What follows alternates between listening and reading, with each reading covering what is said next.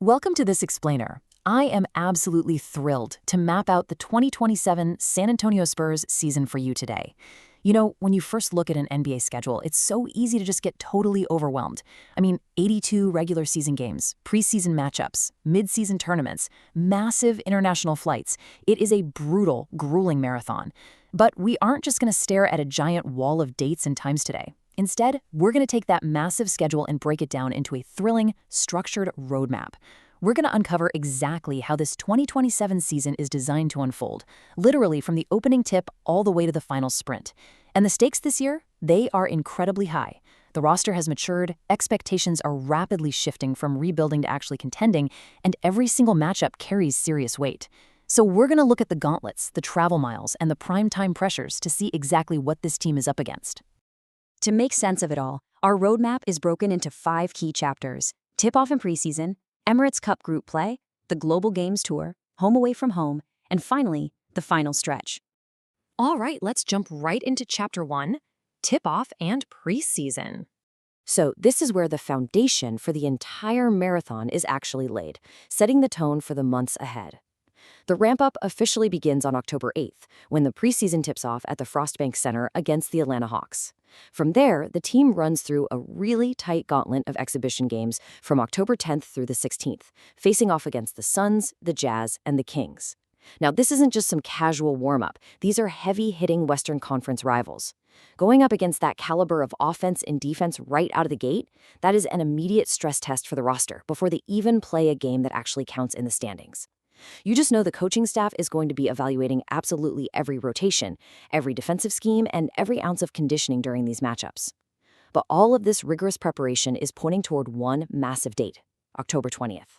That's the regular season opener against the Oklahoma City Thunder. It's just a high-stakes, super high-energy way to officially launch the 2027 campaign against a really formidable rival. Now, you might be wondering where to actually watch all this. Well, catching the action definitely requires a bit of broadcast navigation these days. Gone are the days of just flipping to one single channel. The schedule is pretty fragmented across a bunch of platforms. So you've got streaming exclusives on Prime Video and NBC's Peacock, right alongside your traditional national broadcasts on ESPN and ABC, plus Spanish language coverage over on Telemundo. The big takeaway here for us is that you really need to plan your subscriptions and viewing habits just as strategically as the team plans their plays. The whole television landscape of the NBA has evolved, and honestly, this diverse lineup of networks just reflects how highly anticipated this Spurs team is on a national and even international level.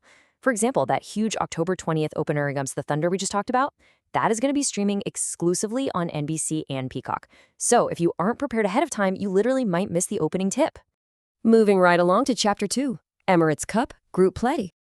As we get into November, we completely shift gears from your standard regular season rhythm to the super high-stakes drama of the midseason tournament.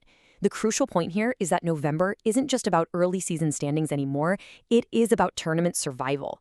The Spurs are locked into West Group C, and wow, they face a treacherous path.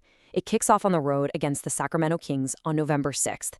Then they host the Golden State Warriors on November 13th in a massive Prime Video showcase. After that, it's back on the road against the Trailblazers on ESPN on November 25th, before finally closing out group play at home against the Los Angeles Lakers on November 27th, which is again on Prime Video. This is a heavy-hitting gauntlet of Western Conference foes, and practically all of it is in the national television spotlight. Just think about the pressure here. Matching up against the Warriors and the Lakers under the bright lights of national TV adds this crazy playoff-level intensity to the very first month of the season. The margin for error in group play is razor-thin, guys. Every single possession matters when point differential can actually be the deciding factor for who advances. Let's map out how this actually builds. If they manage to survive Group C, the path to the championship becomes an absolute sprint. You've got the knockout round taking place on December 4th and 5th. If they advance through that, the semifinals follow immediately on December 8th and 9th, and the whole shebang culminates on December 11th with the championship game. The location for that final showdown, the historic Hinkle Fieldhouse in Indianapolis. This represents an incredible mid-season target for the team to chase before the new year even begins. Pulling off a tournament win like this early on, it builds massive momentum, totally cements team chemistry, and sends a very loud message to the rest of the league. Okay, flipping to Chapter 3, the Global Games Tour. As the calendar turns over to January, the energy shifts dramatically as the team steps onto this grandiose international stage. And this actually brilliantly illustrates the unique physical and tactical challenges of an NBA schedule. We are looking at a back-to-back European miniseries against the exact same opponent, the New Orleans Pelicans. Game 42 takes place on January 14th at the Accor Arena in Paris, France. Then, just 3 days later, for Game 43 on January 17th, the teams travel across the channel to face off at Co-op Live in Manchester, England. Both of these neutral site clashes will be broadcast on Prime Video. From a learning perspective, just think about the fascinating chess match this presents. How does a coaching staff adjust their game plan between Paris and Manchester when they are playing the exact same roster? You have to anticipate that New Orleans is going to make counter adjustments after that first game, meaning the Spurs need an incredibly fluid strategy. And remember, all of this happens while managing the intense fatigue of international travel, completely switching time zones, and adapting to totally different arena environments. It's a real mid-season test of resilience and adaptability. Which brings us to Chapter 4, Home Away from Home. After returning from Europe, the Spurs are expanding their local footprint back here in Texas. 3. That is the exact number of special regional home games the Spurs are hosting outside of their primary arena in San Antonio this year. Those 3 matchups are taking place just up the road at the Moody Center in Austin, Texas. They established this super early on, playing their second game of the entire regular season, October 23rd, against the Houston Rockets, right there in Austin.